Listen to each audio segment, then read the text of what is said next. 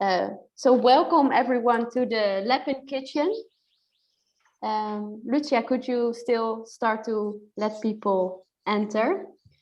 Welcome everyone to the LAB&KITCHEN by Cascoland, preserving food from the food forest.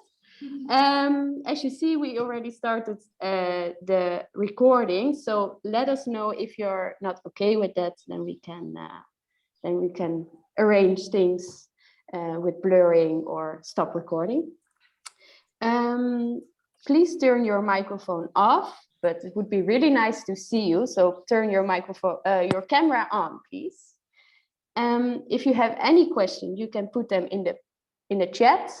And I will answer that and communicate with Anna, who is in front of me, to ask those questions. If you have any technical difficulties, you can contact ATBC, and Lucia will help you. Also, we will make some screenshots, so well, just let us know if you're not okay with that. And I think actually that's all. So let's go to Anna in the kitchen. Yes. Okay, so hi everyone. It's so nice to see so many faces. My name is Anna. I work as a chef for Cascoland. And you just spoke to my colleague, or you were listening to my colleague Maralyn, who works as a visual anthropologist for Cascoland and also as one of the chefs. So as you can see, maybe a little bit around me, but you will see more later, is that we are in a glass house, which is also our kitchen. So we are in Amsterdam New West, in the Netherlands, and we are surrounded by a beautiful urban orchard where we grow approximately 60 different varieties of fruit. In the middle of a residential area. Over there you can see, kind of like high-rise buildings, or well, not that high, medium high. And the beautiful thing is that until 2 years ago, this was a parking lot where we are now growing 60 different varieties of fruit. So we make all kinds of preserves out of this. So you can think of different types of vinegars with herbs, like different types of syrups. This is a barbecued lemon syrup, for example. This is some dehydrated spring onions, some dehydrated strawberries. I hope you are able to see them. And some dehydrated flowers. And this is just a very small selection of what we do here. I also wanted to show you this. This is a chutney from rescued tomatoes. So we also use a lot of food waste from the nearby markets. So before we really start cooking, I would love to know where you are. So where are you watching this from? And maybe you can type it in the chat. So we can have some little sense of where we are distributed around the world. So I'm just looking at the chat now. Hi Sien from Antwerp in Belgium. Aina from Helsinki. Frans from Nijmegen. Lucia from Sao Paulo. Patty from, oh, it's going too fast for me to read. In Oaxaca. Miguel also in Oaxaca. David from Chicago. Sarah from Salford. Hi, Joanna from Brazil, Stevens from Eindhoven, Betje from Eindhoven, I'm sorry, that was your last name. Maria from Luquillo in Puerto Rico, Kathleen from Santa Cruz, and Nikki from Amsterdam. Wow, and the list goes on and on. That is so nice to see, so that we are actually right now, all in our kitchens around the world, ready to do some food preservation. And I would strongly urge you again, if you're not yet in your kitchen, please make sure you are in your kitchen, because this is a cooking workshop. So then, and my next question is just to get an idea of what kind of knowledge and expertise we have here in the kitchen tonight, or today, or this morning for you, perhaps. Could you summarize in 1 or 2 words what your work or your research is about? Just 1 or 2 words. And maybe just the first thing that comes to your mind. What is really what your work or your research is about? Sustainable food systems, creativity, environmental education, filmmaking, food from the future in theater. Oh, that is a beautiful subject. Wow, look at all this beautiful expertise we have. Andean trees, food and forests. Well, that's perfect for this session. Plant ecology, conservation strategies, forest restoration. Ah, that's more than 2 words, Miguel. Ecology, conservation and restoration of the tropical forest. Flavoring biomolecules, Joanna. Oh, that sounds very interesting. Timber identification. Wow. So it seems like everybody is somehow directly or perhaps more indirectly working with food systems, plant evolution. So interesting. Thank you so much for sharing that. My work at the moment is about food preservation. I can also share that with you, of course. So another question that I have is, what brought you here today to this session? What do you hope to get out of this session? Just in a few words, 2 words, 3. I will give you 3, maximum 3. Dietary diversity in Madagascar. Beautiful, Maya. I love food. Yes, me too. Connect. Have fun cooking, like cooking, nutrition knowledge, cooking wild plants, invite you the Cartagena meeting, food, connection, and the world. Wow, well, those are some big expectations, huh? Learn, enjoy, eat, to do new things with the salmon plants, curious about preservations, recipes to surprise mom. That's also a very nice intention. Wild foods. Yes, we will talk about wild foods. Wow, so nice to read this. Thank you so much for sharing that with us. So then now I have a very practical question. What was the last thing that you ate today? Like the very last thing that you ate? Or perhaps that you drank? A quinoa moussaka. Ooh, interesting. Cherries, very nice.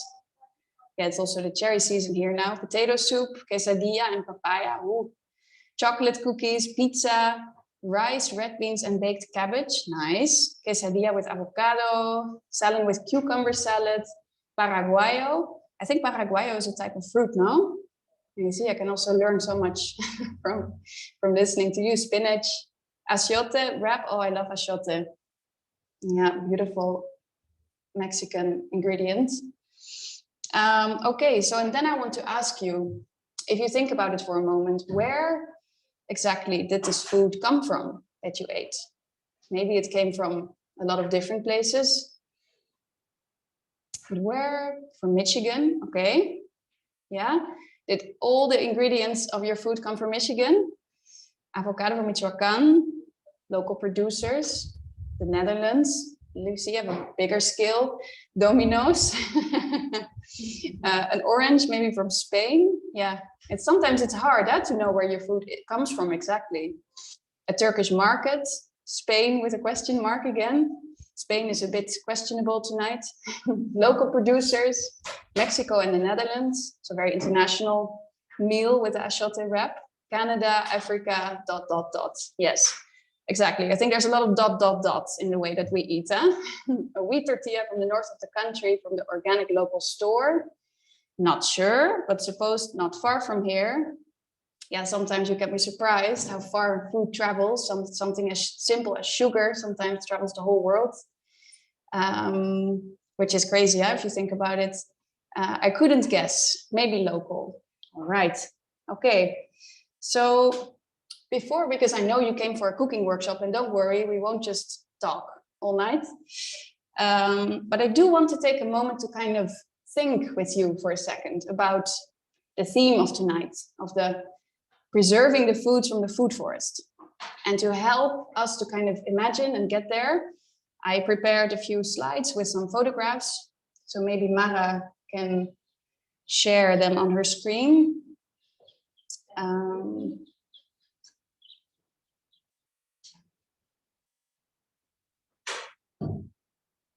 Yes, okay. So, of course, I also ate something today because it's already evening here. And the last thing that I ate was an orange. An orange, oh, can you go back? Yes. An orange, and I bought a few, so this is another one of the bag. that I bought in the supermarket. And as I was standing in the supermarket, when I hold this orange, I start to think about what is actually, where does this come from? And I realize that I don't really know, to be very honest with you. Also, where does the bag come from that it is wrapped in? Where does maybe it's been sprayed with some things, where do they come from? Where did the soil come from that it was growing in? You know, where did the fertilizers come from that were maybe used to grow this, because it was not an organic orange? And I start to think about what is my relationship with my food and with my diet, with something that I do multiple times a day. And I realize that when I'm in the supermarket, there's this loss of agency, isn't there, when you think about it? Because I'm kind of reduced to being a consumer. I stand in front of all this selection of fruit, and I realize that the only choice that I have is to choose between different types of food that I don't really know where it comes from, how it was produced, how it got there, how it was refrigerated and transported and sold and traded across the world, probably, because oranges unfortunately don't grow in my climate, in the Dutch climate. And I realized that I'm actually very alienated from the way in which my food is produced. So you can go to the next picture, Mara. I realized that the way in which our food is produced determines the way that our landscapes look like, don't they? So here you see pictures by Mishka Henner, one of the artists who had an exhibition about this theme in the Foam Museum in Amsterdam. And we see that our landscapes are completely shaped by the way that we grow our food and that we process our food and transport our food. And that these landscapes, if you go to the next slide, are very far removed from me. And they are very strange and kind of alienated. And I don't have any impact on how they come about when I'm in the supermarket buying this orange. Because whatever I buy in the supermarket, well, it all results in these types of landscapes, doesn't it? Go to the next slide. So here you see a picture of polluted groundwater next to a feedlot in Texas, close to Dallas. So all this knowledge that is used to produce our food in this way, if you go to the next, is based on privatized knowledge, isn't it? It's produced by big corporations and big data that is kind of floating in the air above these landscapes that we call rural landscapes, agricultural landscapes. Go to the next slide. And my kind of relationship with how my food is grown is completely distorted, it's alienated. And there's this strange juxtaposition that you see in this picture of nature against agriculture, right? Usually there's even a fence that is lining our natural areas, and then bordering it are agricultural sites. So it's really a matter of this dichotomy of nature versus agriculture. But is it really a juxtaposition when you think about it? Does it need to be a juxtaposition? This territorial polarization of kind of fencing nature into reserves, you know, and humans should stay out of it and not have anything to do with it. And this also leads to, as you probably know, the forced displacement of many indigenous communities. I think this doesn't need to be this way, right? It's kind of an illusion, this juxtaposition. Because if you look at this picture, this is both food production. On the left side, you see a food forest. And on the right side, you see monoculture, agricultural landscape. And it's a very different landscape. On an intuitive basis, if you look to the left side of this picture, you think that's a natural area. And on the right side, you have a very different association. But it's both a way to produce food. And the food forests are not a new phenomenon, aren't they? They were already in use by the Mayas in Mexico. They were found in Zimbabwe, in India, in Morocco, all around the world. There's this ancient ancestral knowledge of how to grow food, not next to nature, but inside nature, actually, as a part of nature. If you go to the next slide. And this way of producing food is not about a monoculture, it's a polyculture. it's about a community of fungi and bacteria and species and plants and animals and birds and insects and mosses that you see in this picture. And they all work together and kind of reinforce each other or compete with each other. And well, I don't have to explain this to you because most of you are biologists, but they work in a symbiosis, and together they are more resilient over time against changes, and they're constantly adapting and transforming. So this got me thinking, what happens if we bring this into our kitchen? What happens if we bring this polycultural lens into the kitchen and onto our plates? What does it look like? Because it's not so strange when you think about it, right? We use the same word, culture, to refer to the knowledge and belief systems and histories and values that we pass down from generation to generation. But we use the same word to refer to a culture of bacteria that turns milk into yogurt, for example, or that ferment vegetables. So one of these oldest types of knowledge is, of course, knowledge of fermentation. If you go to the next slide. So here you see dates that are being fermented into vinegar. The next slide. Here you see SCOBY that turn tea into kombucha. Go to the next slide. Here you see beetroots that are being fermented and kind of get the texture of meat in the end when you rehydrate them. Here you see SCOBY again that are actually used for compost, so to feed the soil. So isn't that interesting? We're actually eating the same, can you go back? We're eating the same things that we feed our soil. So fermentation, you know, when you think about it, it comes from the word ververe for Latin, which means to boil. So it's kind of a way of cold boiling. So it's about bubbling. It's about change. It's about transformation. It's about playfulness and excitement and experiments. And sometimes in my kitchen, a jar even explodes, you know, because there's so much excitement happening in one jar or one bottle. And we can turn something inedible or indigestible for our bodies into something with an extremely high nutritional value. So when you think about it this way, when you think about food as kind of the manifestation or embodiment of our interactions with landscapes and with natural environments, food becomes very political, and how and what we eat becomes very political. So every time that we eat something, we have an opportunity to reclaim our relationships to food, not like I had with this orange. You know, I didn't feel very connected through this orange, and I wasn't. And my agency was reduced to that of the consumer. But if we grow food in the food forest, we can really reclaim our political agency in our food system. So today we would like to take you to the food forest and really show you how we can take this knowledge of the food forest, but also the knowledge of preservation techniques, and make a little ecosystem in a jar, make a little polyculture in a jar. So without any further ado, let's get started.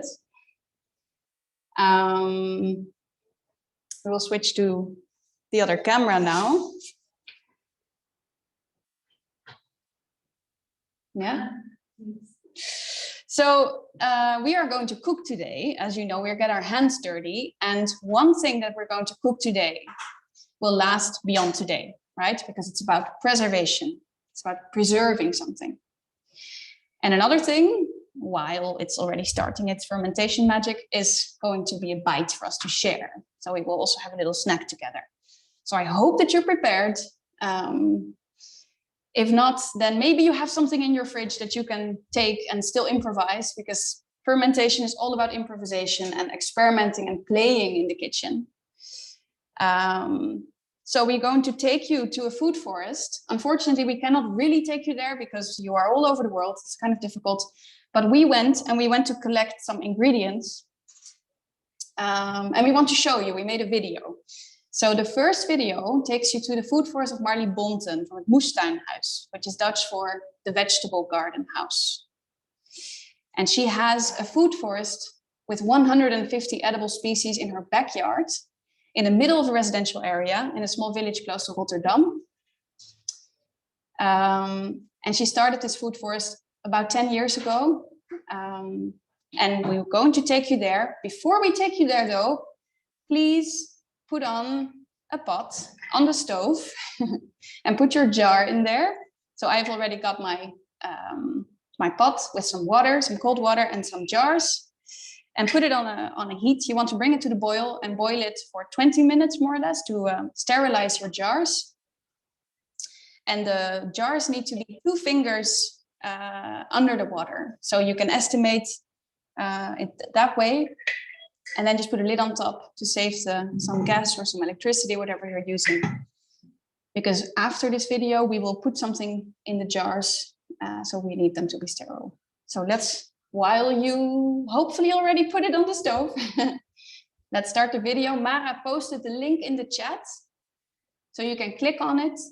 And we will see you back here in about 5 minutes. It's a Vimeo link, so you should be able to access it. If not, let us know. Have fun in the food forest of Marley.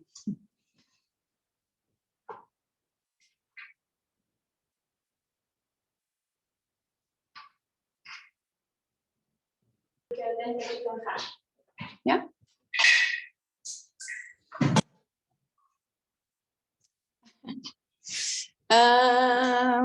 Where is my lid? Oh, that doesn't matter. It just needs to be covered. So, is everybody back?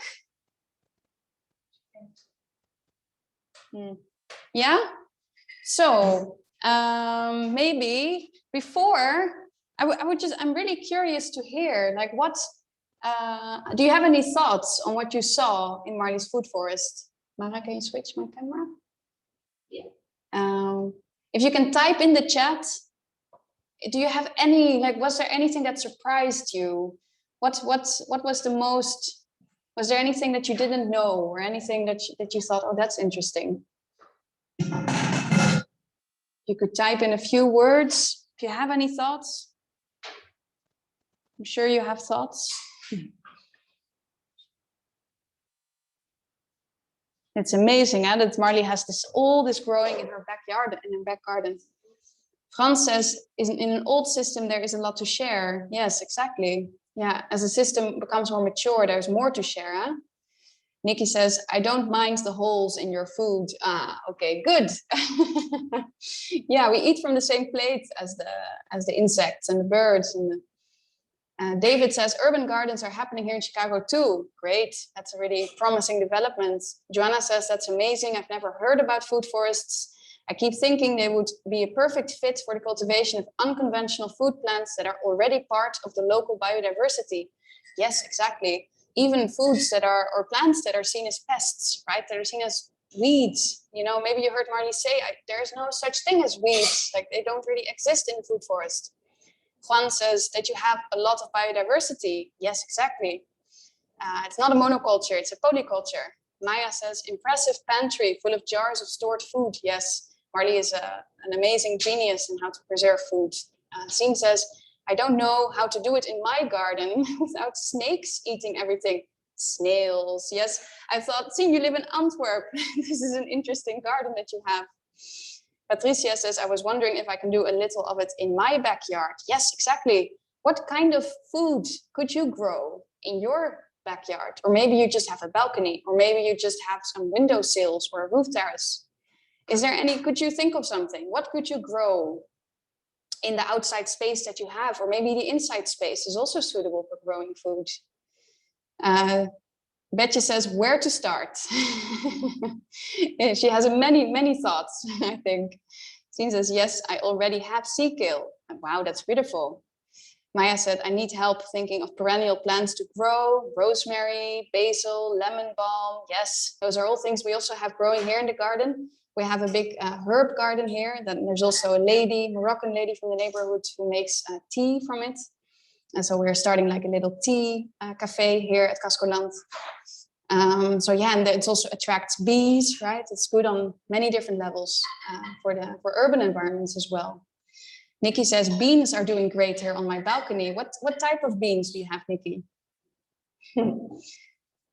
You have the green beans, or what type do you have? I really don't know. I have to be honest. Maybe she's running to the balcony to see what do I have? Yeah, I have a new rule on my own balcony, because I also live in Amsterdam, that everything that I plant there needs to be edible, everything. So nothing just for decoration, or maybe it helps another plant to grow faster. That's also acceptable, or to keeps away the insects from it, or the pests. So thank you so much for, I think Nikki is still checking on her beans. So we are going to move to the more practical stuff. Before we start the collective fermentation together, I want to tell you a little bit about one of the ingredients that Marley has growing in her garden. One of them is the leaf of the fig tree that you can see here.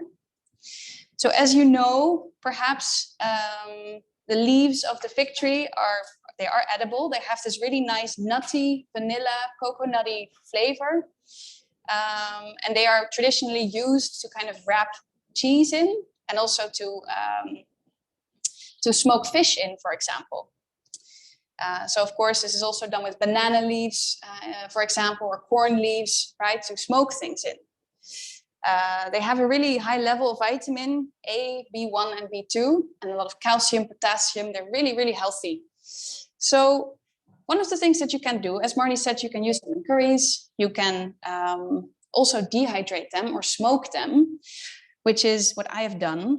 So if you dehydrate them, as you can see right here, I did it in two different ways. So you can either put something heavy on top, and then you get the flat ones. You can also, of course, put them just in a book, in your bookcase. So your whole bookcase can be like a food forest dehydration station. You know, let's all turn our bookcases into dehydration libraries. Or you can just let them dry in the open air, and then they are more like this. They are a bit more wobbly, but it doesn't matter. And then what you can do is that you grind them. So what I have done already, because I always cheat during workshops in the kitchen, but I will show you, is you just kind of crumble it up. And then you make it into a powder.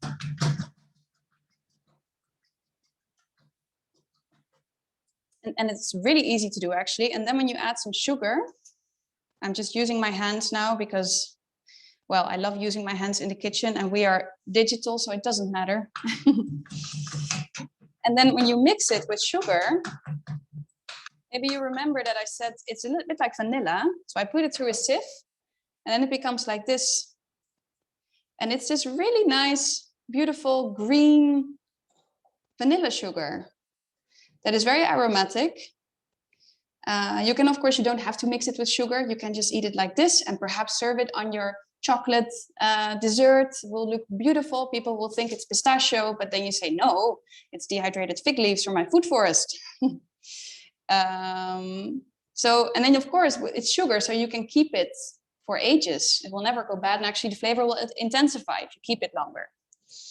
So that is one thing I just wanted to show you. And of course, you can do this with any type of edible leaf. You can also do this with the leaves of the magnolia tree, or with grapevine leaves, or with any type of leaf that you have growing in your neighborhood. And, I mean, don't strip the tree, but you can take a few leaves. And also surprise your friends and your family with what you can eat that is just growing in your direct living environment. So now we move to our beautiful kale. I'm just putting mine on the surface.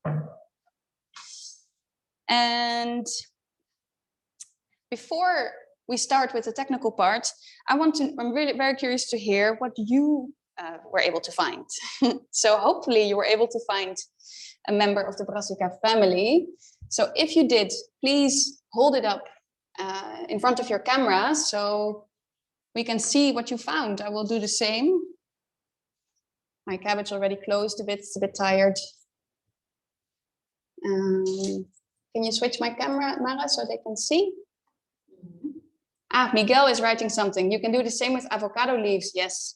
And used to improve the taste of different dishes, for example, bean soup. Beautiful, yes, of course, with avocado leaves you can do many things. So I see that Rebecca is holding something. Wow, a beautiful flower from the East Indian cherry, I think. And then what was the leaf that you were holding up? Which I will put in my headphones. I am not sure about the gender or the species, but this in Portuguese is called nira. It's kind of like a spring onion and it has like this garlic flavor. Yes. Nice. So is this something you cook with often? Yeah, very often. I love Yeah. it. I put it on a mayonnaise and it gives this garlic nice. flavor and it's green at the same time. I just love it. Beautiful. Thank you so much for sharing. So who else found something? I see that Aina is holding something. It's kale, isn't it? Yes. Nice. Where did you find it? I have a small like growing plot from the university that they let us, so I've been growing it. Yes. Wow, nice. So the university gives you a space to grow your own vegetables. That's beautiful. Yeah. Although in Finland it's only possible for 3 months, but still. I see. Well, it's something. And Sien, what do you have there? I have a Barbara herb. Barbara herb. Barbara kruid. Ah, who here knows about Barbara herb? Who recognizes it? Barbarea vulgaris. Wow. Maybe there are some bells ringing now. And what does it smell like, or what does it taste like? It's a little bit like watercress, so it's from the same family as well. So it's a little bit spicy? Family. Yeah, it's kind of spicy, and I think they use it for other, like for snails or insects, because I got it from someone who does like this biodynamic garden, and she said like, oh, I have plants too much, you can have these, but I never know what to do with it. So I'm happy I saw it in a list from the Brassiacea. I'm like, oh yeah, now I can pick them. You found it. Oh, so nice. Yeah. And also Patty and Miguel, I see something. What do you have?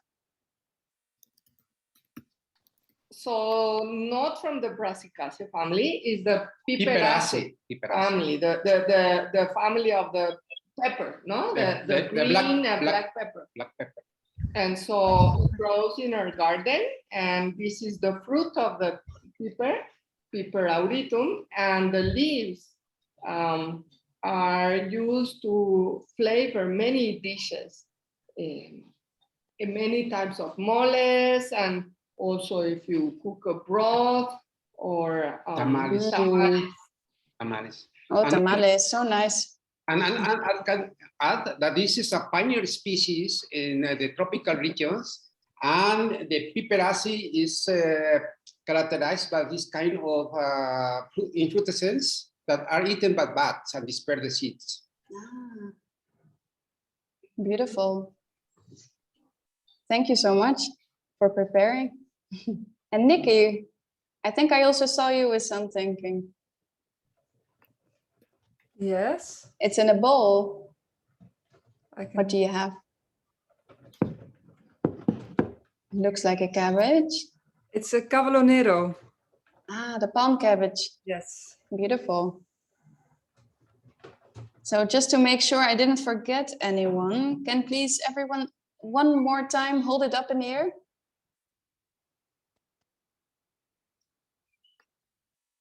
Ah, yes, nice. Ah, and then Lucia is saying, Rebecca, it is a Tropaiolomaius. Well, you know, I'm good in the kitchen, not with the Latin terms for the plants. Wow, so nice. All right, I will go back to the other side. And also then I don't have to hear myself echoing anymore. So maybe you just check on your pot for a moment. Is it already boiling? Mine is starting to boil. So once it is boiling, it needs about 20 minutes. So just that you keep your own time for that. So please make sure now that you're in your kitchen. And even I think a few people turned off their cameras when I asked to hold up the cabbage in the air. If you didn't prepare, don't worry, but please try to participate as much as possible. So go to your kitchen. Maybe you have some lettuce in your fridge or some green stuff from the carrots, or maybe you have some Swiss chard or even some leek, you know, will be very nice. We can also make fermentation processes with unexpected ingredients, and perhaps it will be a genius invention. So let's play together in the kitchen. And it's very nice to see each other cooking while we are doing it. So it would be very nice if many of you can turn on your cameras. So now what we are going to do is take your leaf vegetable. We need to make sure that you keep one leaf apart. So maybe the smallest one that you have, put it apart. I think I am going to put this one apart because we will use it for something else later on. So put it apart. And then also you need a second part to put apart that we will use kind of like a hat or like a cap to push the vegetable under the liquid once we have put it in the jar. Because when you're fermenting, it needs to be submerged. Otherwise, it can become moldy in contact with the oxygen, right? So we need to tear off a part. I think I will cut off part of my leaf right here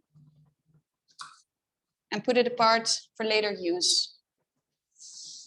So once we have done that, today, perhaps you've already guessed it, we're going to, this is really boiling now, so I'm going to put it down a little bit, also to save some energy. Right, and you can hear them, they're moving in the pan, they're already getting excited to be stuffed. So, so what we're going to do is we're going to remove like the tough bits. So depending on the type of cabbage that you have, I think with Cavallonero, perhaps you also have this stem that you want to remove. So the tough bits, we're just going to cut them out. You can either do that with a knife. I think, Sien, you had a very little fragile one, right? So you don't need to do that. Yes, is there a question? Ah, okay. So I'm just going to get my bowl and put the leaves without the stems in the bowl.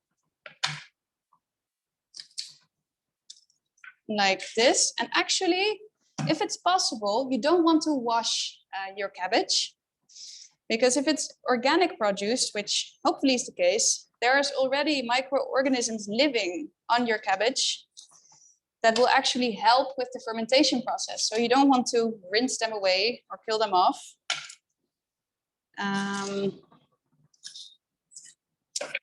just going to remove the tough bits, put it all in a bowl. So this sea cabbage, as you saw in the video, we took some sea cabbage from Marley, but if you paid attention really well, you might have seen that this is slightly different type of sea cabbage, a sea kale, I'm sorry, sea kale. Because of course we went to visit Marley about 2 weeks ago. And when we went to visit Marley, we got the sea kale, but we couldn't keep it good for so long because it's kind of like a perishable leaf. This is of course the whole theme of the food forest. So this particular one I found at the Northern Market, which is in the city center of Amsterdam. And it was just growing next to one of the houses. And this is actually a very interesting story because this particular type of kale, it's called a sea kale, right? It grows in Denmark, in France, in the Netherlands, also in the UK, but it needs a salty soil.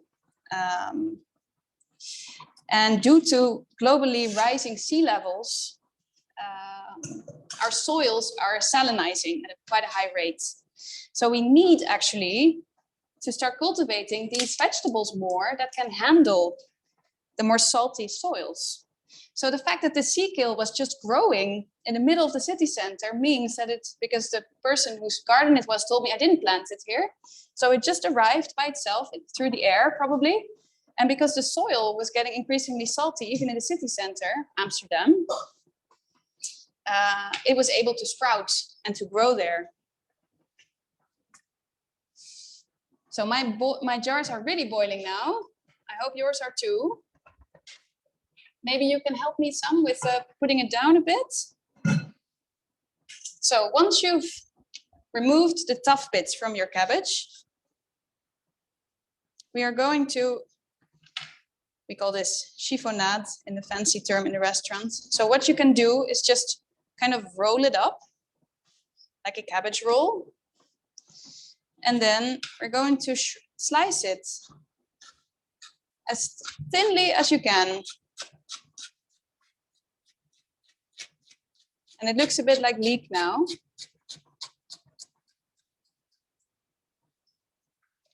And actually this particular species of sea kale, it's a protected plant in the Netherlands. So you're not allowed to pick it from the wild. But since 2008, they're starting to grow it, to cultivate it commercially on Texel, one of the islands in the north. Because this is one of the promising, like sea lavender. It's one of the salty vegetables that we should cultivate when we want to be able to be resilient, have resilient food systems in the face of climate change.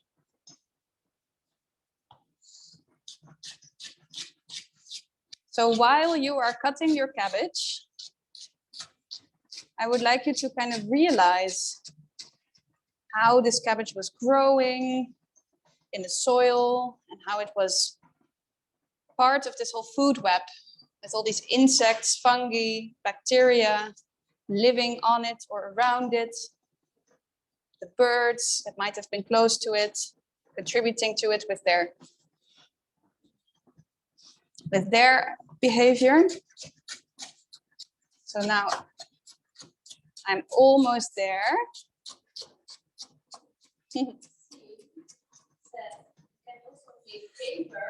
With the flowers of the sea kale. Yes, that is true. The flowers of the sea kale are very nice. They, you actually have different types of sea kale. I have different varieties, but there's one. It's not this type, but it's another one that has like a cloud of white flowers in May and June, and it smells like honey and it attracts the bees. And normally in the Netherlands, now this is like sold as a really high-end ingredient to fancy restaurants, but then they only use the young shoots. So they're eaten like asparagus. They put a pot on top of them in January to prevent them from becoming green, so they remain white, and they're eaten in the restaurants as asparagus. But this part of the cabbage, like the big sturdy leaves, is usually not eaten because people think it's not so nice, it's too tough, it's too chewy. So Patty wants to say something. Yes. Yes, Anna, we are struggling with the issue of not washing the vegetables, because I do understand the need to. Is she saying something? Yeah. Can you hear us? You cannot hear us? Yes, tell me.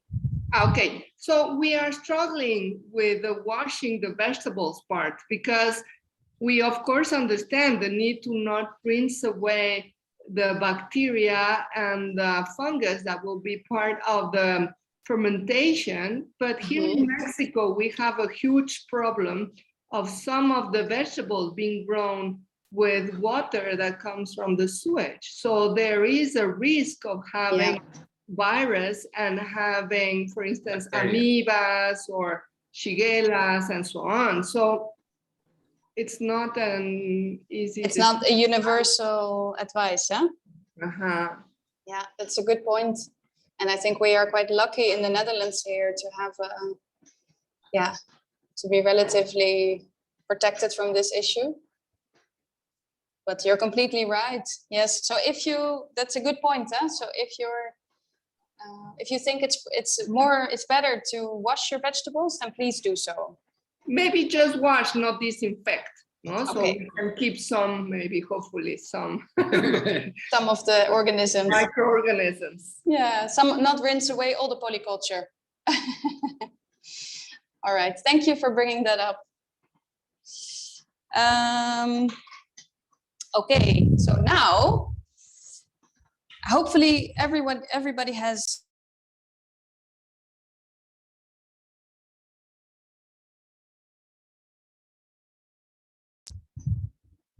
everyone is ready to continue. Amazing. So now here comes the part where it's important to pay attention. So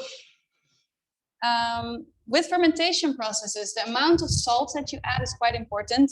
You always want to add sea salt, preferably not kosher salt or iodized salt, because in sea salt there's minerals that are helpful with the fermentation process.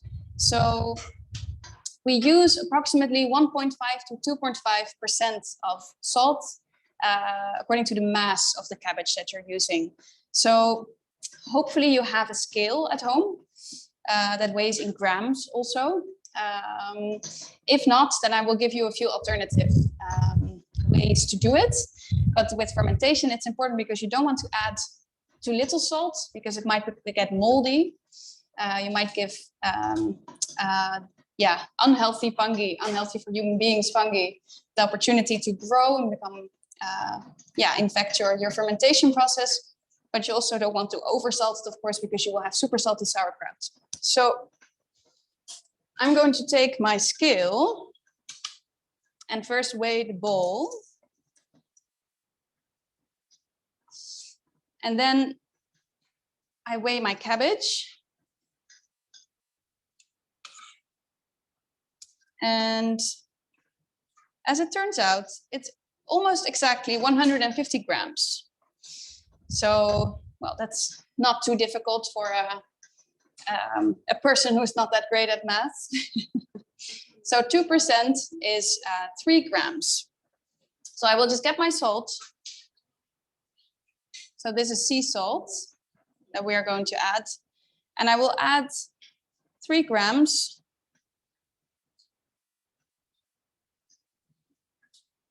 of salt. And then I can turn my scale off. Now, what also works is approximately for every pound of kale or cabbage that you're using, you can use approximately 1.5 to 2 teaspoons of salt. It's important to taste it. So what we're going to do is we're going to wake up the enzymes that will help us with our fermentation. So we're going to knead it, really, and use your force, use your muscles to really get the salt in there until there is a lot of moisture coming out of your cabbage. So it's like you're making bread, and I can already feel some moisture between my fingers. And this really depends also on the type of cabbage that you're using. So some cabbage has a higher water quantity. Some cabbage has a much lower water quantity. So it's always different for every, and it's like making bread. It's like you have to have a feel for it. So you want to really squeeze it. And there's already a lot of moisture coming out here. It's this beautiful color green. And while you are kneading this, and just think about it, that we are now around the world, we are together starting this fermentation process with different types of ingredients and different types of experiments. And maybe some of the fermentation processes that we will initiate will be great and some might not be so great. Because I chose the Brassica family because it's a plant that grows virtually everywhere on the land surface of the planet. But you can do the same thing, of course, with almost any type of vegetable. And turn this beautiful cabbage leaf that is very difficult to digest for us when it's raw into something that is extremely nutritious and beneficial. It reduces inflammation risk. And there's a lot of microbiome, which is very healthy for our stomach and our gut. So really, I would like for you to see this. Mara, can you? It's really releasing all its moisture. And also I'm not using gloves, as you can see. There's also bacteria on my skin that are becoming part of this fermentation process. So you could say that I'm reclaiming the way in which my food is being processed, and you are as well, right now, all around the world. And this product that I have here tells the story of the salinization of our soils and of our ecosystems. So just let that sink in. So now a lot of moisture has come out. So we are going to take our jars. Once they're ready, let's check they're ready. And I just see in the chat, do you have your jars ready? I see Miguel kneading still. I see Aina busy kneading. And I think Nikki is about to check on her jars.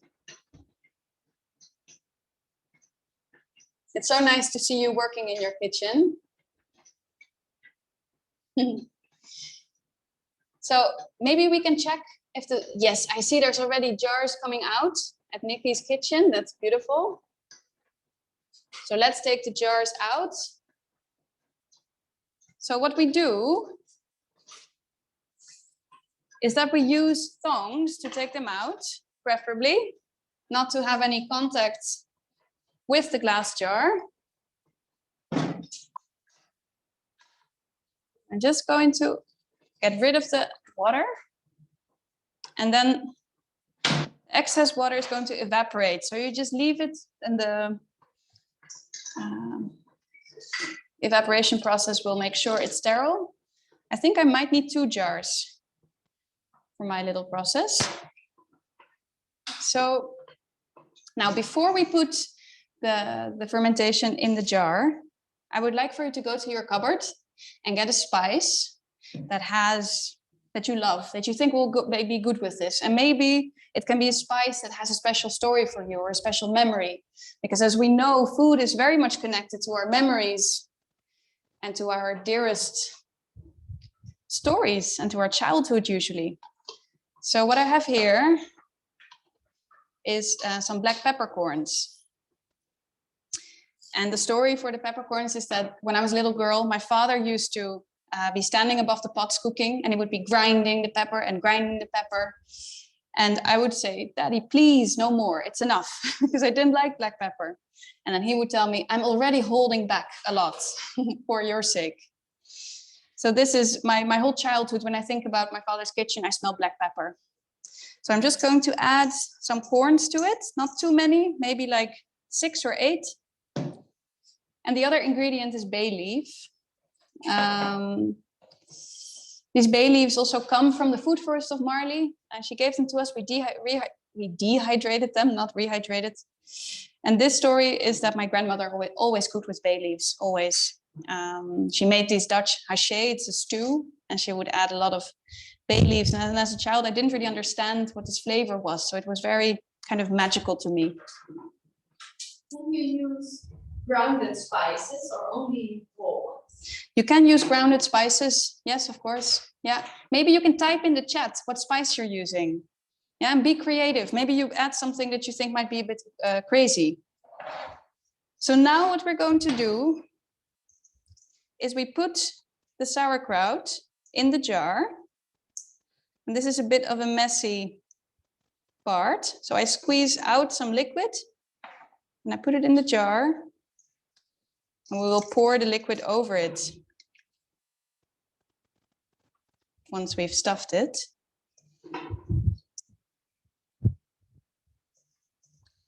So now that it's in there, I'm going to pour the remaining liquid.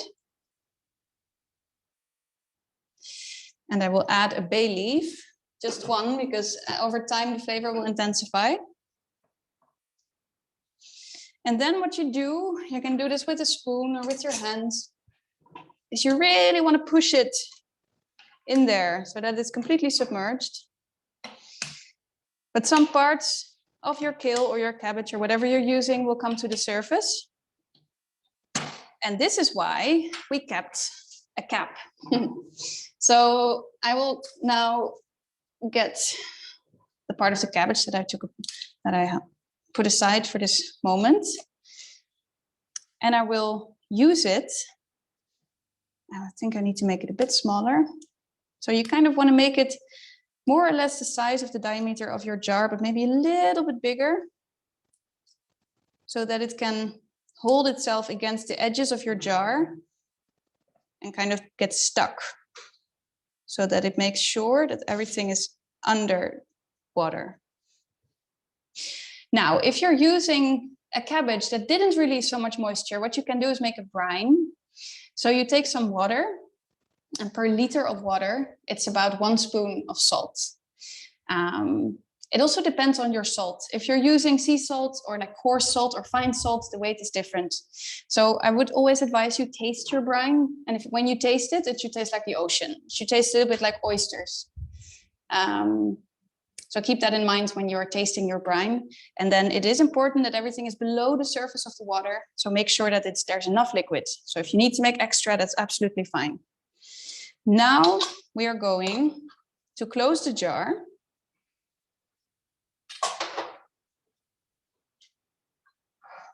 So I would like to see, let's close it together. Mara, can you swap my camera?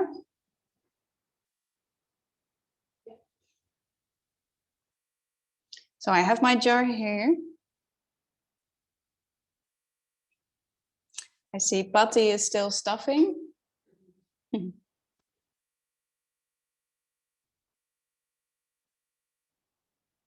And Frans, how is it going in your kitchen? Well, it's all dirty already because before and I just finished the achiote and it is amazing. So one way or another, it's by coincidence today. So the kitchen has been used. Yeah, the kitchen has been used. Yes. That's beautiful. Okay, so and Aina is also busy. I see a lot of fermentation activity starting. So you will notice over the next day, probably, at first, it's always a bit of a magical moment because you think, is it going to work? Will the fermentation happen? Because now we can't see anything. But maybe later today or tomorrow, when you go back to your jar, you can see some bubbles appearing. And that's the transformation starting to happen.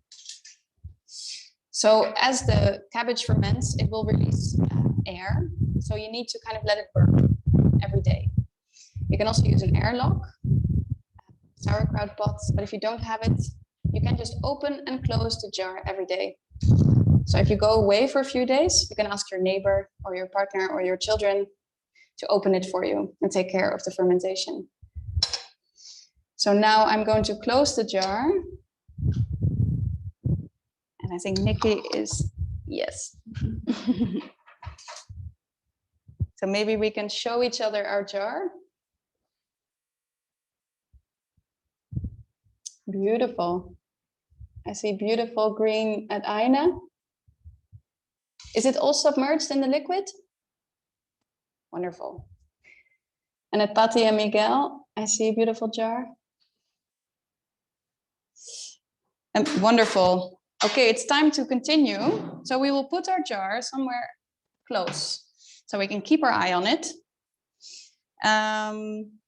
And then, so while this sits and the fermentation is kickstarted, I want to make something with you in the meantime to snack, right? Because this will take some weeks, maybe even 6 weeks until it's ready to eat.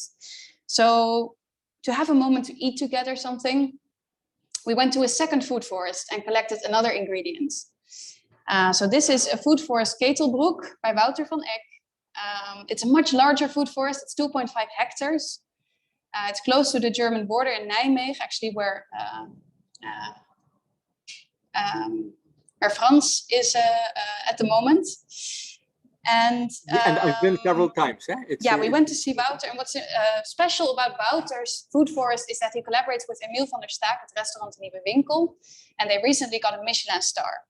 So they are using the foods of the food forest and turned it into botanical gastronomy. So please click on the link that Maralyn posted in the chat and watch this second video. And we'll see you back here in about 6 to 7 minutes. Have fun with Wouter.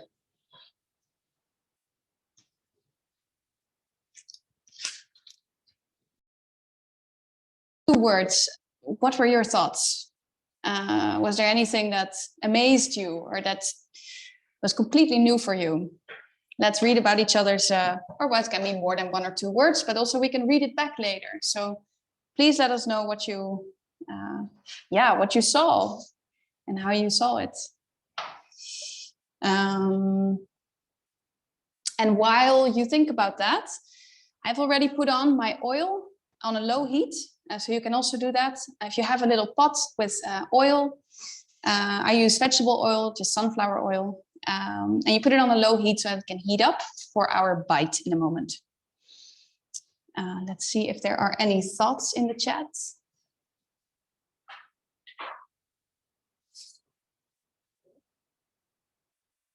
I see that everybody was using different spices, some cumin. Oh, interesting, cumin sauerkraut. I'm very curious how that will turn out. Curcuma, juniper berry, very nice.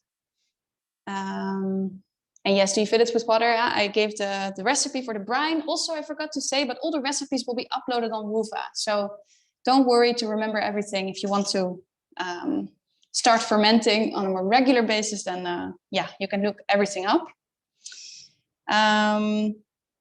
As you can see here, I have a whole selection of flowers. So of course we have the fireweed from Wouter's food forest. But I'm very curious to see what flower or herb or weed you found. So maybe you can hold it up in front of the camera again. Can you switch my...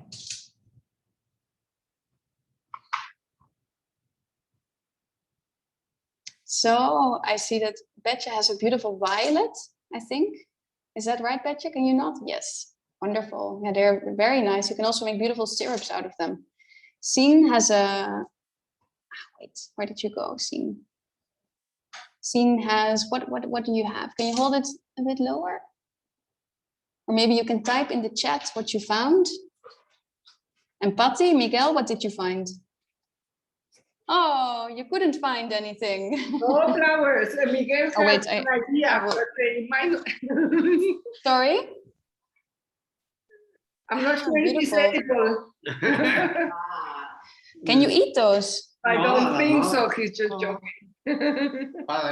Paradise flower. Beautiful. Grows in the rainforest as well, right? Yes. Yeah. Yes. Wonderful. Rebecca, you have the flower of the East Indian cherry. Very nice. So with our flowers, of course, we know it's not really fair because we have a whole garden full of flowers here, but I have a whole selection here for you. Can they see me from above, Mara? Yeah. So I have here the bergamot flower, which is very aromatic and very nice. Very beautiful to infuse in teas or in marmalades. I also have some dehydrated ones inside. And we can also, today we're going to do a lot of experiments. We're also going to make a bite with them. These are the flowers of the fennel, actually. So these are also very lovely. These are the strawberry flowers from our garden. Here I have some East Indian cherry that Aina also was showing. Here I have some marigold, which is, there's a little bug in there. I think I just woke him up. And marigold is actually indigenous for Latin America. And they used it to decorate the cemeteries, as I learned. The flower of the East Indian cherry. This is verbena, also very nice and aromatic. And this is the, I forgot the name in English, klaproos. Perhaps Frans, you can help me out and type in the chat what the name is of. These are the buds, they're still kind of closed. And I also have the open flowers. And I would like to show you a few techniques to preserve poppy. Yes, right, thank you. The poppy flower, that's right. Can you move them closer to the camera? Which one? Yeah, I dropped all of them. But here, this is the poppy. We have them in different colors. So this is the pink one. This is the more purple one. Here we have the East Indian cherry, also in many different colors and varieties. And they are beautiful also in salads.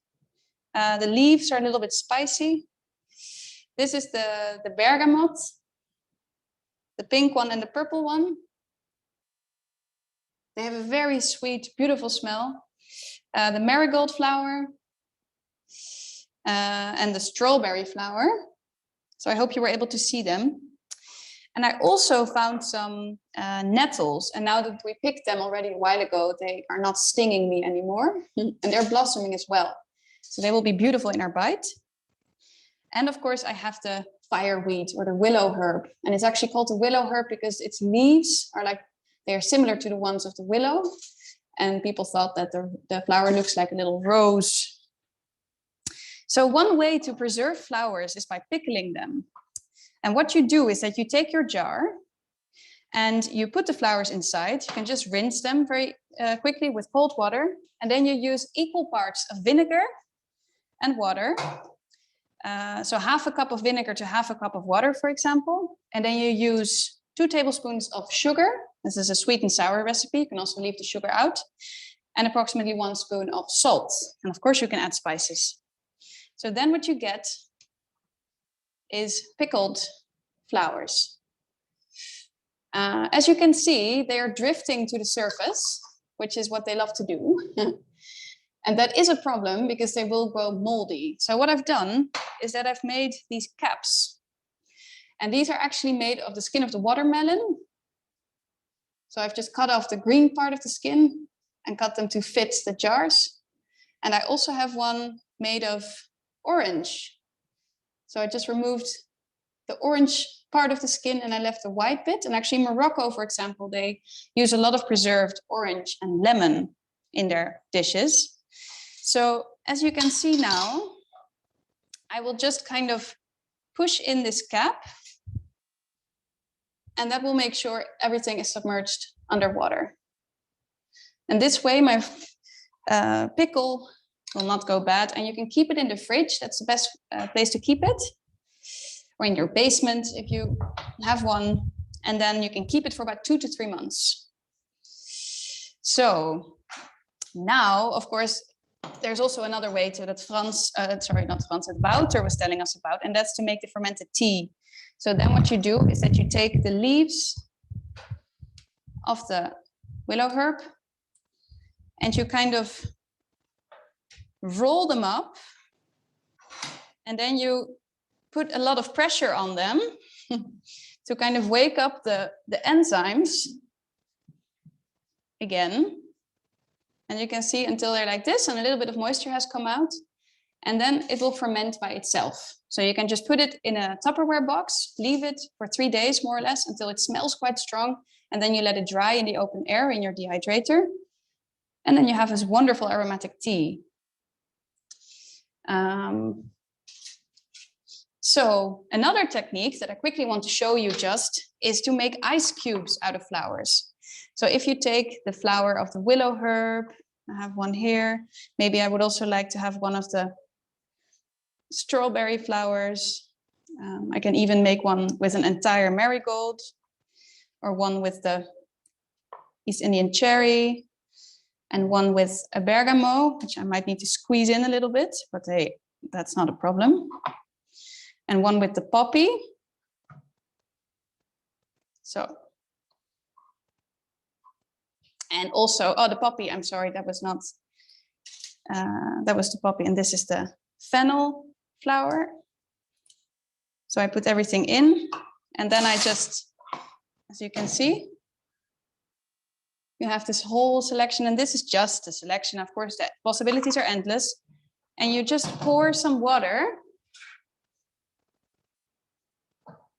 on top of it. Until they are submerged. And you could add a lot of things to this. So you could add fruit, raspberries, for example. You can add herbs to this. Be playful, experiment.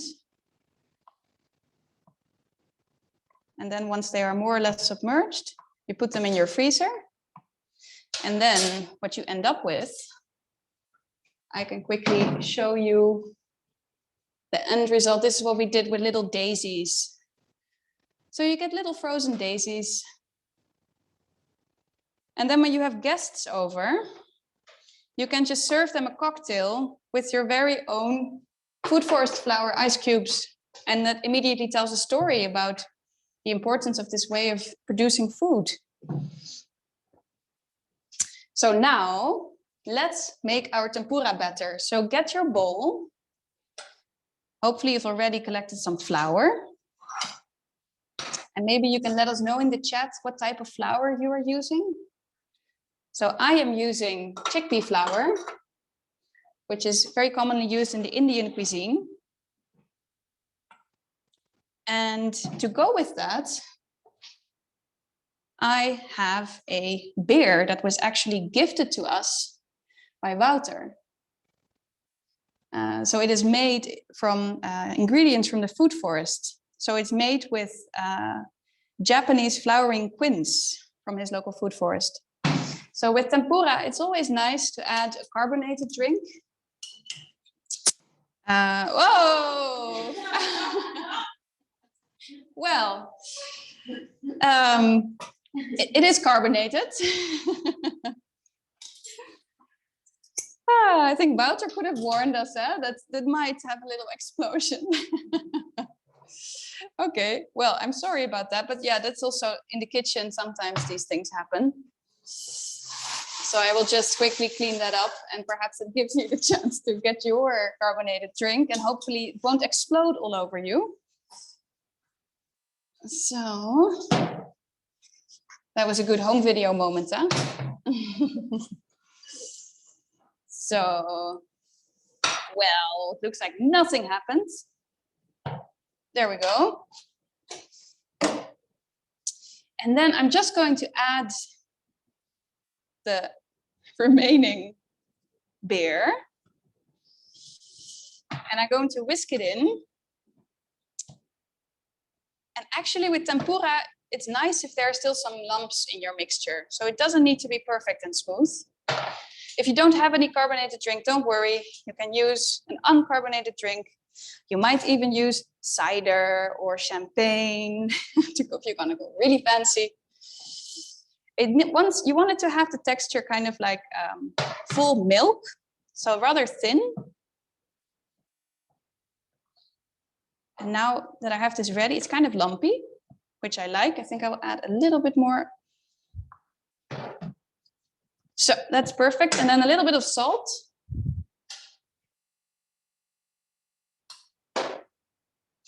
And then you put this to the side for a moment. And then now hopefully you've made your sauce.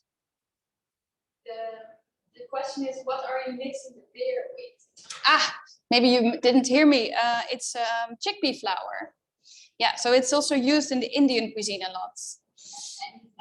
But any flour will do. You can use sweet potato flour, lentil flour, rice flour, wheat flour, tapioca flour, any flour that you have. And I'm making quite a lot because we have our team here and I want to give them something as well. But if you just have a little bit of flour, that's fine. I hope you've made your sauce. I'm going to make a really quick pesto with some herbs from the garden. So please take your ingredients, and I hope your sauce is as fast as mine is.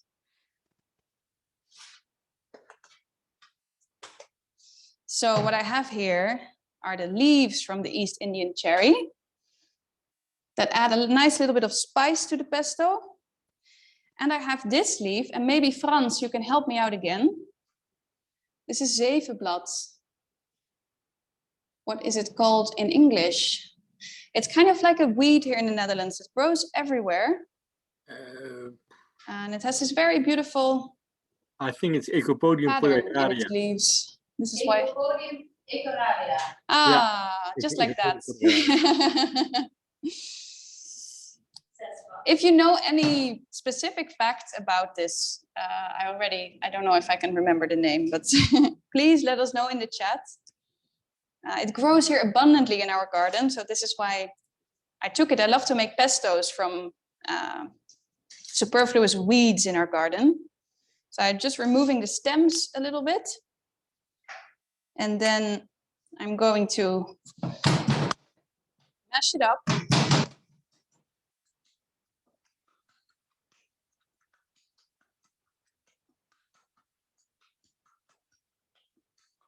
Yeah, like that. And then I add my East Indian cherry leaves.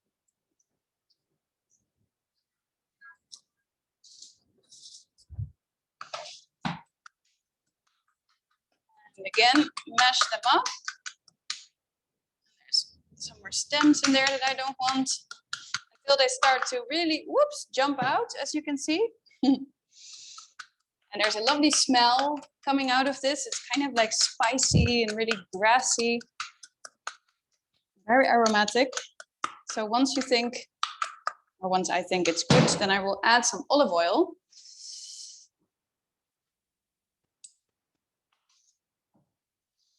I'll add some olive oil and really kind of mix it.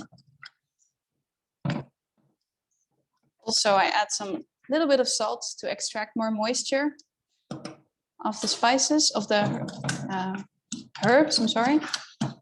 And then I add some roasted pumpkin seeds from rescued pumpkins. We get a lot of rescued pumpkins here in the neighborhood, and then most of it has gone bad, but we take out the seeds, and they're still fine, and we dehydrate them. And then we can toast them for occasions like this.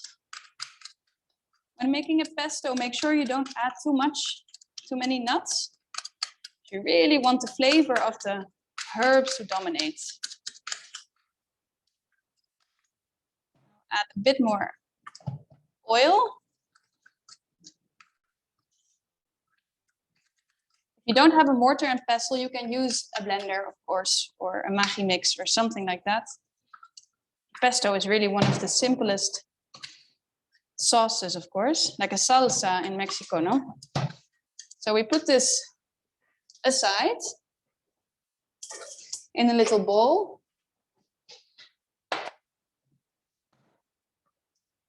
Or maybe I will ask Maralyn to continue mashing this up a little bit while we continue with the deep frying. So the oil probably by now is really hot, and we are ready to deep fry. So take your flour or your herb, and also take the cabbage leaf that you put apart earlier, hopefully. And then let's start with the fireweed. I will just put a little plate with some paper, ready for when it comes out of the hot oil, to get rid of the excess oil. So Mara, is everyone ready to start deep frying? Can I see some hands if people are ready? Yes, I see some thumbs. Great. Great. Okay.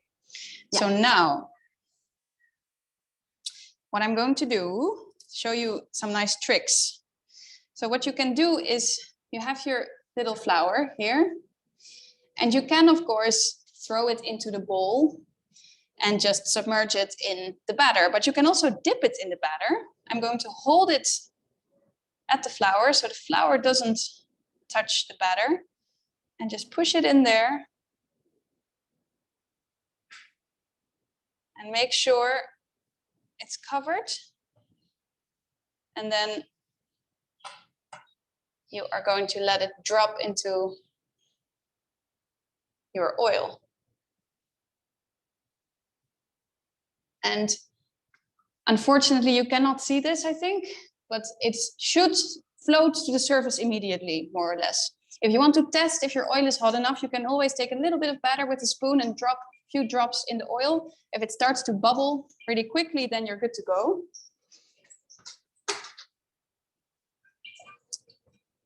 So it takes only maybe a few minutes. And tempura is really such a nice dish because you can make it out of anything, really. Another thing you can do is use the nettles that I told you about.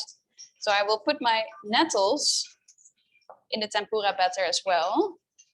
And make sure you kind of keep the shape of your plant. So I will spread out the leaves a bit and then drop it in the hot oil. Be careful when you do that.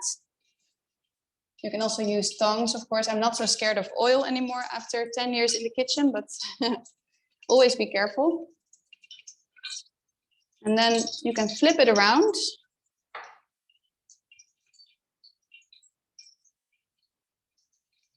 You see some nice deep frying happening, Mara. Yes, I see some people standing above the That's beautiful. I'm also going to take a marigold and deep fry it. And I will just deep fry the stem. So just like this.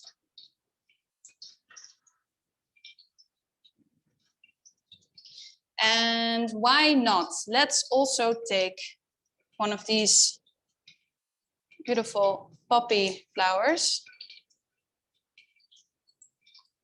and make it crispy.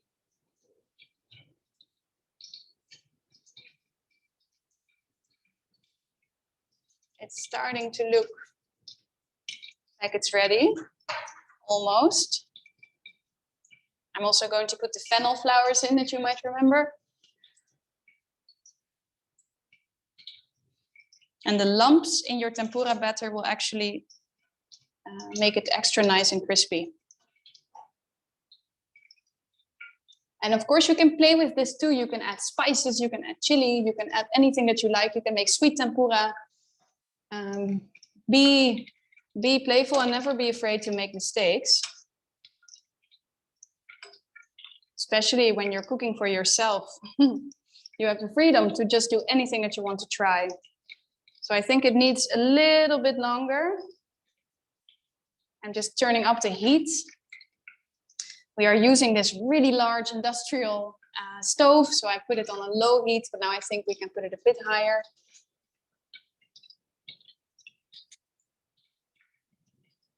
And when I'm frying this, I think about where these flowers came from, and they all are more or less considered here as weeds. They're considered as pests, you know, that we should get rid of, that we don't want in our gardens.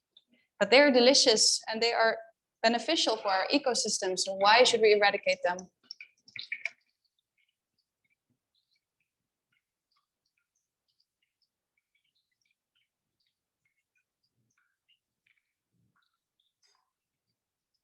So they should, when you take them out, they should be golden brown.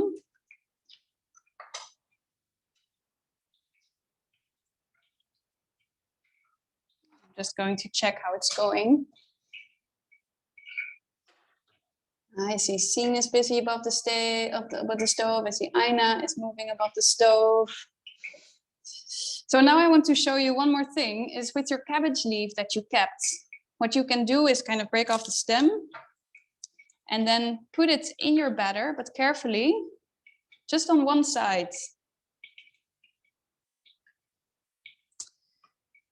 So it's covered on one side by the batter and not on the other side.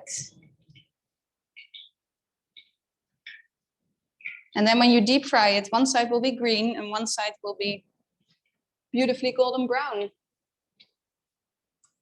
Okay. So taking out the fireweed, and I am taking out the nettle and the fennel flower. Just get rid of the excess oil as much as you can. And I'm also getting out the poppy flower.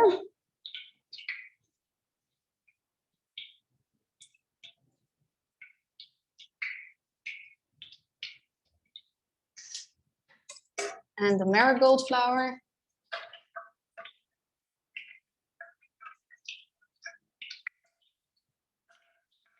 It's always nice with tempura to make sure they're bite-sized portions, so you can put it in your mouth in one go. So now I will take my cabbage leaf. It's so difficult with this one because it's so big. I should have had a bigger bowl. So now I'm just going to throw it in. And it starts bubbling. Ah. This is a beautiful sight from above. Can you call someone to take a picture? Yeah, this is really nice. Oh, I'm so intrigued by my tempura that I'm standing too close to it. And then when the tempura comes out of the oil, you salt it immediately so that the salt will stick to the hot tempuras.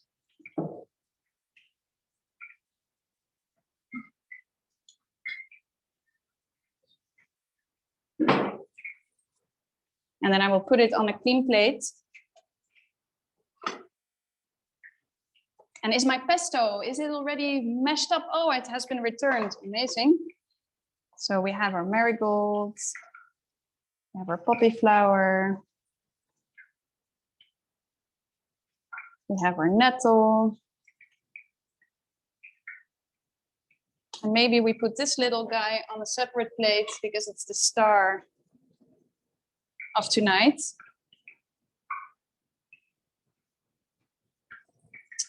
And then I hope you've had the chance to fry your cabbage leaf. You can also make cabbage leaf crisps in the oven, or like this, as I'm doing right now. And you can actually store them for some time in an airtight container as well. So I am taking out my cabbage leaf now, making sure to salt it.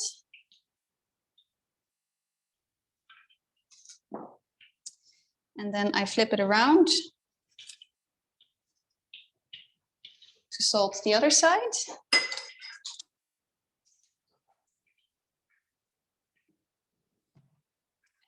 And I think later, for now, we put it on a very low heat. We put our pesto or our sauce, whichever sauce that you made, put it in a little bowl.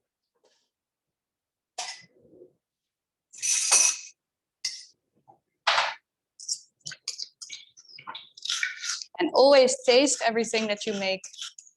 So maybe it needs a bit more salt, or it needs something else, and you have a brilliant idea, a genius idea, not a giant idea. So I'm just going to taste this. It's very nice. You can really taste the spiciness of the East Indian cherry. And we take the cabbage leaf, we put it on its own plate. And I'm going to take a seat with Mara, and we're going to try it together. So let's move over there.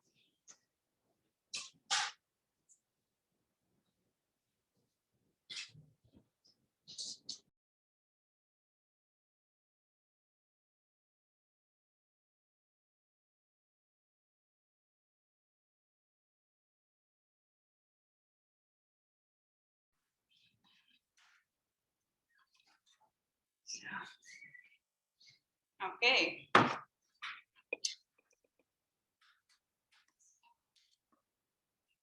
Hello. So hello. So I hope you have been able to make a little bite. I see still some activity in the kitchen, and now we can try it together. Ui, ui, ui.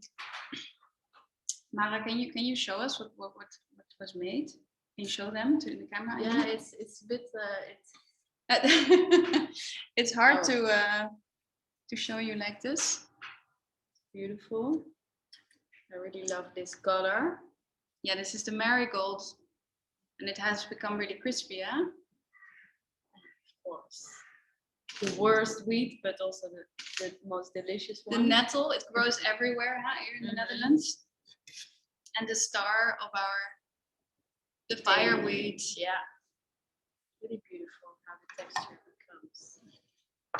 And then the big, Cabbage leaf. yes. Can you show them closer? Yeah, Looks beautiful yeah. and delicious. So you can see how it turns out. And you could also think of serving other dishes on this leaf and kind of rolling it up and eating it like a tortilla, no? Okay. So do you think we're ready to take a bite? Yeah, Yeah. Do you trust the food forest? absolutely. Okay. I learned that they are healthy as well. So Right? Yeah. Yes. I will take this. This is one of the tests, right? This is a big test, yeah. So now we take the leaves of the fireweed. Mm. You forgot the pesto. Yeah, but I want to taste it. Mhm. As it is. And Yes. we didn't make a flower salad, but we did with lettuce and tomatoes and so on. But add this flower and the leaves of this flower, this one. Yes. It's a tropical tree in rainforest that grown in Oaxaca also, and it's used for the local people to produce a special beverage that is tejate.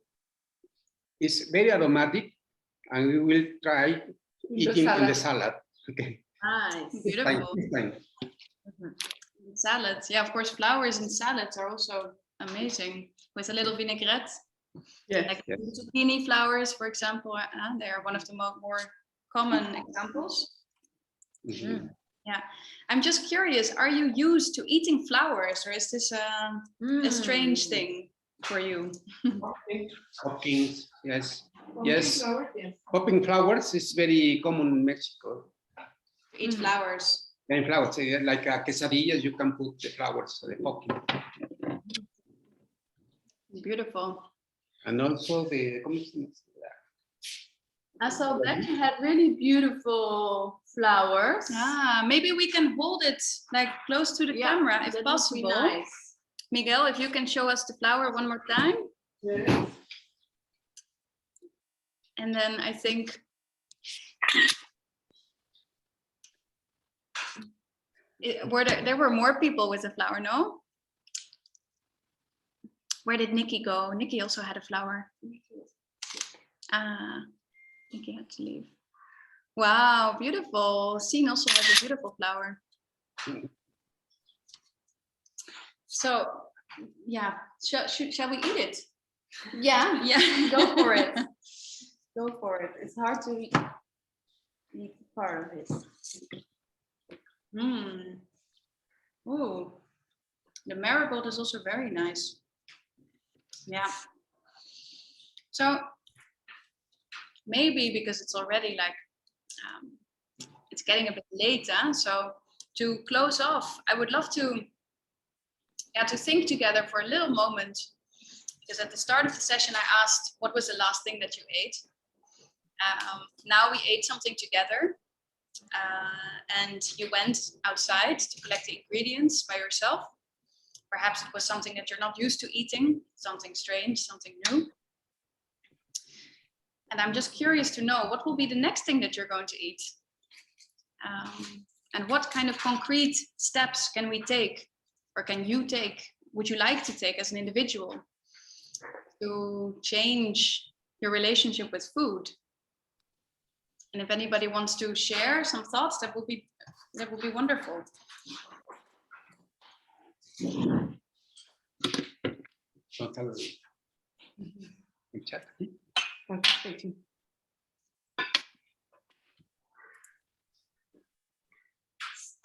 Sien, would you like to share something? well, busy with cooking. Yeah. And the kitchen is a good place for conversation, huh? It's usually the heart of the house, the heart of the home. I read somewhere recently that they're building houses now without a kitchen, and it's kind of scary to realize, huh? Oh. Yeah. So I think, yeah, what I learned also from collecting this by myself is that sometimes we can eat things that are growing right next to us. And even in a city like Amsterdam, there's stuff growing everywhere that you can eat. So perhaps it doesn't have to be so difficult, you know, to make a change. Perhaps it can be much easier than we think. And if we plant one little tree on our balcony even, or if we grow some herbs in our windowsill, or if we find a little plot in the city to grow our own vegetables, or if we plant a few fruit trees, why are our cities full of trees that don't bear fruit? Why aren't they not all fruit trees and nut trees so we can eat them?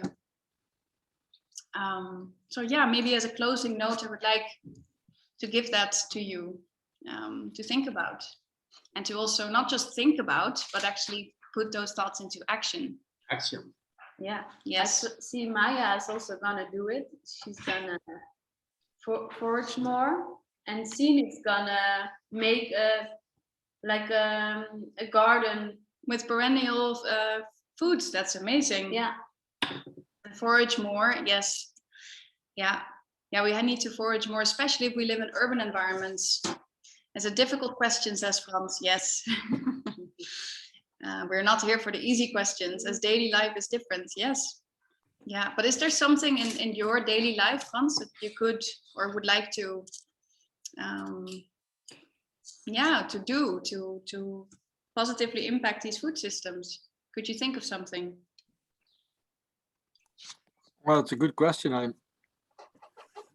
I'm living in the city, but it's in general I go out a lot, and I never bring things to eat from outside. That's true. But at the same time, yes, I'm involved in a lot of students in food forest at the moment, all over the Netherlands. But yeah, for me, it's at the moment it's more a theoretical thing. While that's a good. So in that sense, it's a good question. I mean, it's a good question. What other steps could you be doing that would make a difference? And then the second question would be a different for what and for whom and for how large would this difference be for other people? Yeah. It's, because the reality of the food forest, and that's also of the food forest in the Ketelbos, when they try to expand it, it's going to be a much more simple system, because otherwise it's going to be too complicated. That's it's not you plant something and it grows by itself. It's a lot of time and investment, etc. That's quite a challenge still. Yes, but in many places in the world they do it. So it's it isn't, at least it is one of the alternatives. It's one of the ways that you can do things in a different way. Yeah. Yeah, if you go to Voedselbos Ketelbroek, you see it is, if you Google it, you will see it is surrounded by these monocultural fields, sure. Right? So it is like an oasis of biodiversity. So when you approach it, you suddenly start to hear insects and birds and so many sounds and smells and so on.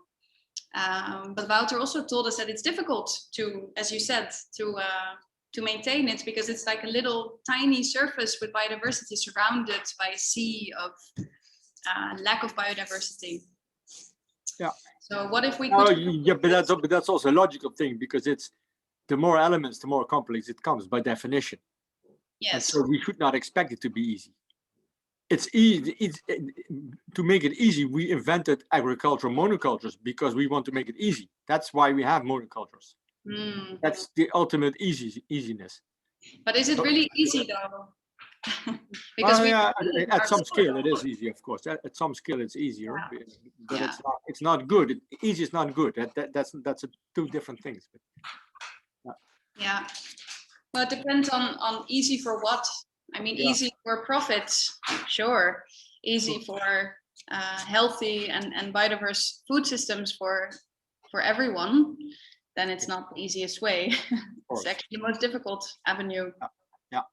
And I think what you said earlier, right? You theorize a lot about these, and I think maybe most of us here in this meeting tonight, we are used to theorize a lot about things like food forests.